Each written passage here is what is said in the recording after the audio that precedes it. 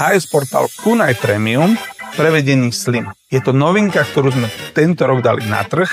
Zaujímavosťou je pohľadová šírka krídla. Je to len 68 mm.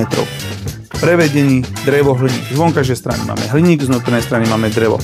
Ďalšou zaujímavosťou zapustná lišta, dorazová, skryté vlastne bezpečnostné protikusy. Ďalšou zaujímavosťou HS Portal má 4 tesnenia, kvôli tomu, aby sa zvýšila vlastne teplnoizolačné vlastnosti tohoto HS Portalu.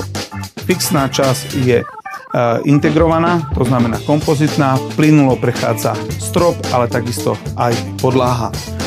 Veľmi často je to používané v moderných interiéroch. Plynulo nám prechádza vnútorný obklad, ktorý sa naväzuje na rám. Sklo vlastne z vonkajšej strany aj z vnútornej strany je dorazené obkladom. Tu vidíme vlastne z vonkajšej strany je fasádny obklad, je to drevený obklad v palenom prevedení v čiernej farbe.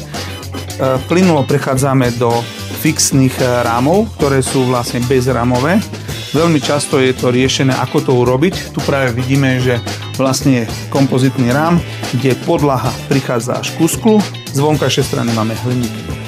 Tieto okná naozaj, keď sa urobí v interiéri vlastne to, čo sa má zrobiť, tak vidíme, že ten detail je naozaj minimalistický. My dokážeme to sklo nadpájať, ako v tomto prevedení, že je sklo, ktoré má 3,50 m a 3,50 m, 2,60 m výšku, strop takisto prechádza.